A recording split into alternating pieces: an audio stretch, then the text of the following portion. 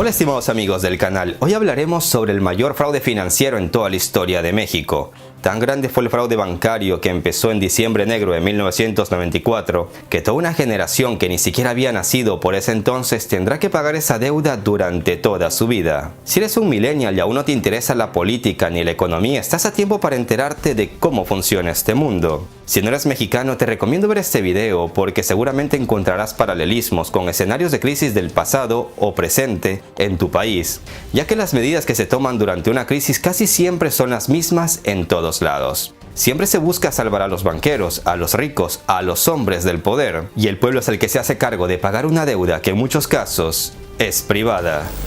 Un banquero en aquel entonces expresó: yo que siempre soñé con robarme un banco y ahora me lo entregan para que yo lo maneje.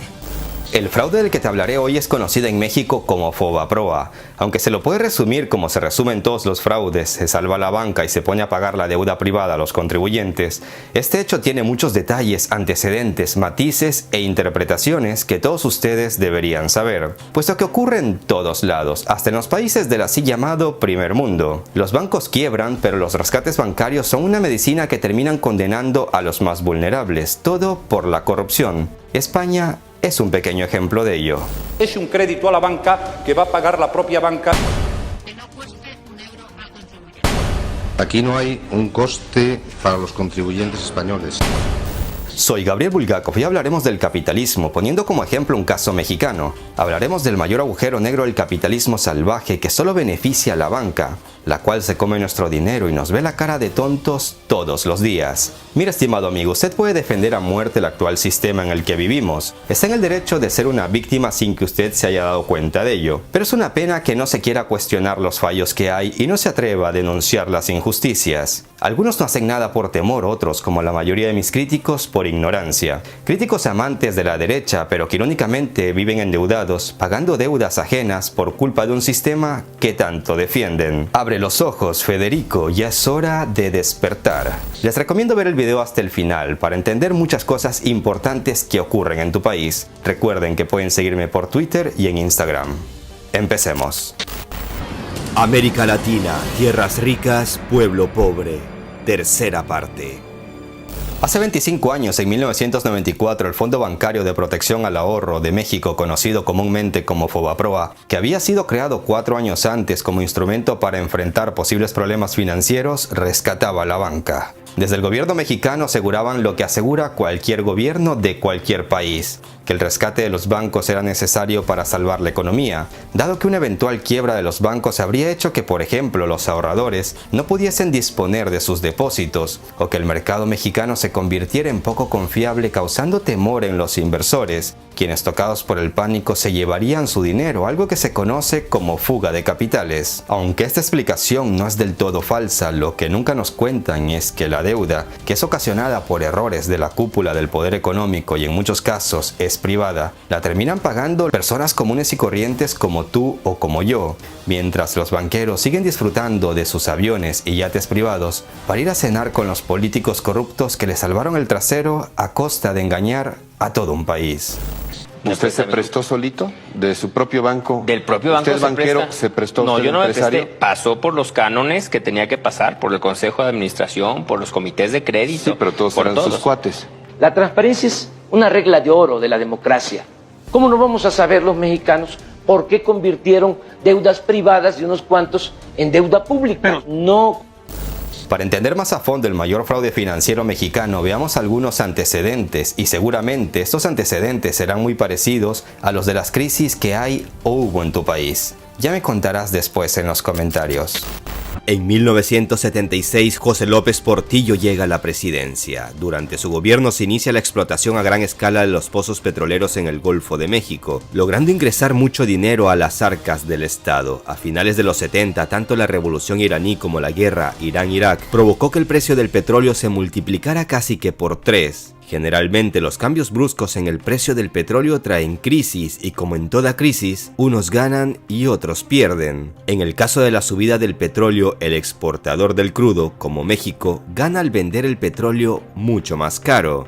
El precio del crudo a lo largo de 1980 costaba entre 36 y 39,5 dólares, pero 6 años más tarde, en 1986, el precio cae 3 veces, 11,6 dólares llegó a costar un barril a mediados de este año. Para que te hagas una idea, los 35 dólares que se pagaban en 1980 por barril serían unos 115 dólares en 2019, si se tiene en cuenta la inflación. Es decir, los exportadores de petróleo estaban de fiesta, más o menos como Venezuela en el 2008, cuando el petróleo llegó a costar más de 133 dólares.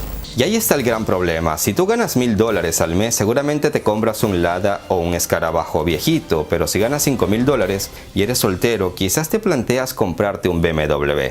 Con los gobiernos ineptos, que lo son casi todos, pasa lo mismo. Portillo, al ver entrar mucho dinero a las arcas del Estado gracias a un precio del petróleo alto, se volvió loco comprando empresas privadas, algo que en teoría no está mal. Lo malo era la mala administración, el robo de dinero y la berraca corrupción. Portillo empezó a tomar decisiones arbitrarias y financieramente ineptas que detonaron posteriormente en una crisis. Las bonanzas del presente hay que saberlas administrar pensando siempre en el futuro a largo plazo. Y ese es el problema de todos los gobiernos de casi todos los países. Piensan solo a corto plazo, o sea, en sus 4 o 6 años de gobierno. Por lo general maquillan las cuentas, roban lo que más pueden y dejan al país más endeudado. El gobierno de Portillo en México logró multiplicar la deuda externa a cifras estratosféricas, mientras la corrupción crecía a ritmo paralelo pero multiplicado a la enésima potencia. Al terminar su sexenio en 1982, los precios del petróleo ya iban con tendencia a la baja. Aunque los 32 dólares por barril del momento no era un mal precio, la moneda nacional se devaluaba un 45% con respecto a 3 años antes. Antes de que Portillo dejara el poder en medio de la crisis de 1982, su gobierno tomó la decisión de nacionalizar la banca, un punto clave para entender el caos que vendría una década más tarde, cuando vendieron los bancos públicos. He expedido en consecuencia 2 decretos. Uno, que nacionaliza los bancos privados del país. Hacia 1984, el gobierno federal de México era propietario u operaba más de 1.150 empresas de todo tipo, desde cadenas y productoras de cine y televisión, hoteles, inmobiliarias, mineras, ingenios azucareros, empresas automotrices, siderúrgicas, pesqueras o bancos. El gran problema era que todas estas empresas operaban con déficit, por lo que se mantenían gracias a una inyección constante de fondos públicos, obtenido por medio de deuda, excedente petrolero o, en los peores momentos del periodo 1970-1982, por medio de la emisión de billetes y monedas respaldadas por el aire. Pero este déficit se debía principalmente a una cosa, la corrupción, lo que derivaba en un mal manejo administrativo. Cuando Carlos Salinas llega al poder en México en 1988 tras un escandaloso fraude electoral que pondría colorado a cualquier demócrata, el presidente con bigotes decide vender las empresas y los bancos estatales. En 1993 solo 203 empresas quedaron en manos del gobierno, de las más de 1.150 empresas que estaban en manos del Estado unos años antes. Los bancos estatales fueron a parar a manos de ¿adivinen quién? No, hombre, a especialistas bancarios no, a sus amigos, a sus compadres, a sus cuates, ¿a quién más va a ser? Seguro que lo mismo pasa en tu país, ¿cierto, querido amigo latinoamericano? Salinas entregó los bancos a gente cercana a él y a gente que no tenía experiencia en el manejo de la banca. Un banquero en aquel entonces expresó: yo que siempre soñé con robarme un banco y ahora me lo entregan para que yo lo maneje. Los bancos, ya en manos privadas, estaban mal administrados, empiezan a dar créditos como locos, pero eran préstamos que no tenían ninguna garantía, prestaban dinero que en realidad no tenían, entre banqueros se prestaban dinero que, por cierto, nunca pagaron. ¿Usted se prestó solito de su propio banco? Del propio banco. ¿Usted banquero se prestó? No, ¿usted yo no me empresario? presté. Pasó por los cánones que tenía que pasar, por el Consejo de Administración, por los comités de crédito. Sí, pero todos eran sus cuates. Los bancos empiezan a operar ya como privados. Entonces le abren la llave al crédito y empiezan a ofrecer todo tipo prácticamente de créditos. Que si yo iba a comprar un banco, pues no aportaba mi dinero para comprarlo, sino simplemente le pedía crédito a otro banco. Eran créditos girografarios, es decir, el poder de la firma. nada más firmando. No tengo capital, no tengo una institución fuerte, sólida, con recursos que respalden mis actividades y además le abro la llave al crédito, pues es una combinación muy peligrosa. Los bancos empiezan a prestar, hay una competencia desaforada, toman una mayor cantidad de riesgos, desvían el crédito de actividades productivas propiamente tales hacia el consumo, como las tarjetas de crédito, las importaciones, etcétera, y entonces se empieza a deteriorar la calidad de sus carteras. Esos deudores de pura firma son ricos, ¿eh? No son clase media, no. Esos ricos que nada más firmaron y les dieron el crédito, se les revolucionó también el crédito, pues no pagaron. Esos no pagaron nada. Eso lo estamos pagando nosotros.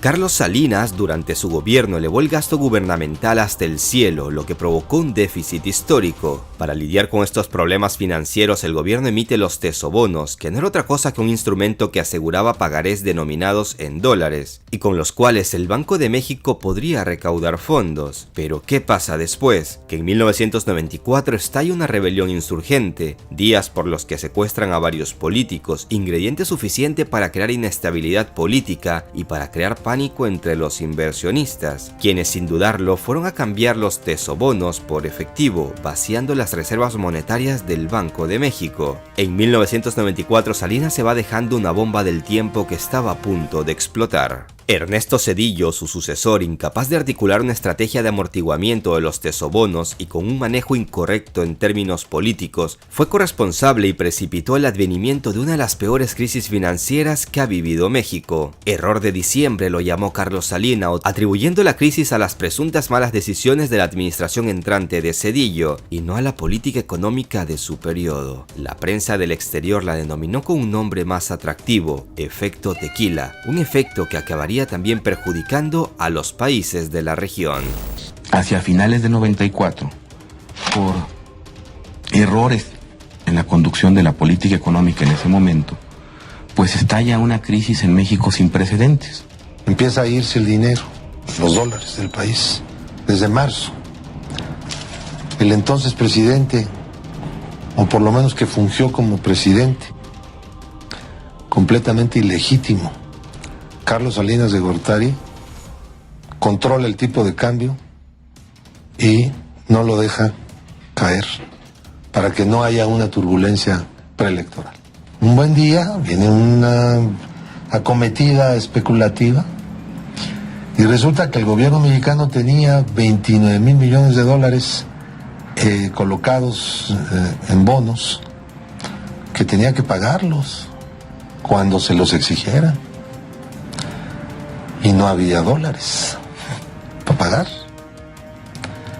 Entonces el país queda en una bancarrota financiera. Las tasas de interés, por la incertidumbre, saltaron al cielo. Las tasas de interés llegaron a 150% y consecuentemente muchas deudas se volvieron impagables. Muchos de nosotros recordamos cómo las personas tuvieron que regresar casas y regresar automóviles. Los bancos tenían inmensos estacionamientos llenos de automóviles que les habían recogido a sus clientes. Fíjense la concepción. Se genera una crisis y se piensa en rescatar con dinero público a los de arriba, en este caso a los bancos y a las grandes empresas. En vez de rescatar a los de abajo, se piensa en rescatar a los de mero arriba. Pero no lo entiendo del presidente de la República, que debe de velar por el interés público de los mexicanos. Hoy no hay una sola persona, un solo responsable del FOBAPROA que esté en la cárcel. Mira, bancos quebrados, banqueros ricos. El FOBAPROA puede calificarse como el mayor saqueo del que hemos sido víctimas los mexicanos a lo largo de la historia de nuestro país. Debemos más dinero por este asunto que por la deuda externa de México, más de 100,000 millones de dólares, que seguiremos pagando durante 70 años y hasta nuestros tataranietos nacerán con esta carga fiscal. El caso de Fobaproa no rescató el ahorro de los mexicanos, rescató la fortuna de los banqueros. Y no solo eso. Cuando Zedillo llega al poder en diciembre de 1994 se plantea devaluar el peso mexicano, algo que lo sabían los altos funcionarios así como los banqueros y empresarios que cambiaron todos sus millones de pesos a dólares, salvaron su patrimonio mientras que millones de mexicanos quebraron cuando se vino la devaluación. Durante el gobierno de Zedillo el peso mexicano se devaluó más del 200%, una barbaridad. Cabe destacar también que los planes de la devaluación de la moneda habían llegado a oídos de empresarios extranjeros, quienes no dudaron en retirar sus inversiones. Cuando el peso perdió de la noche a la mañana la mitad de su valor, la noticia cayó como una bomba en el bolsillo de los ciudadanos. El milagro mexicano llegaba a su fin.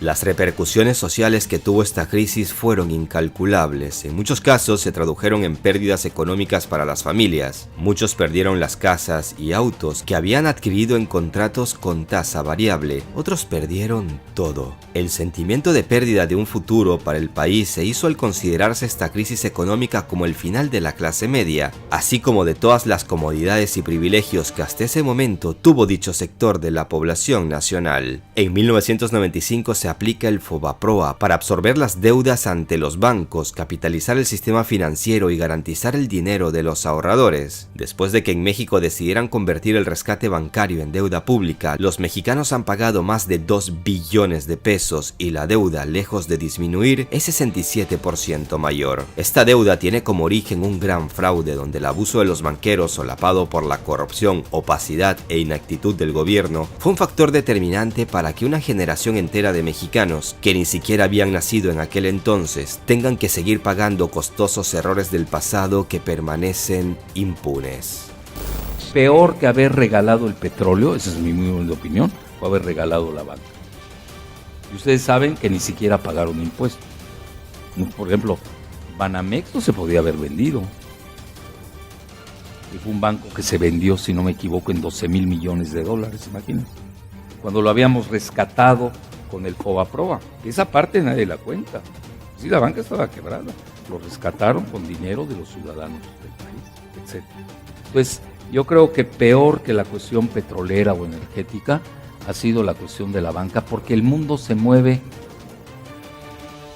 con canicas financieras.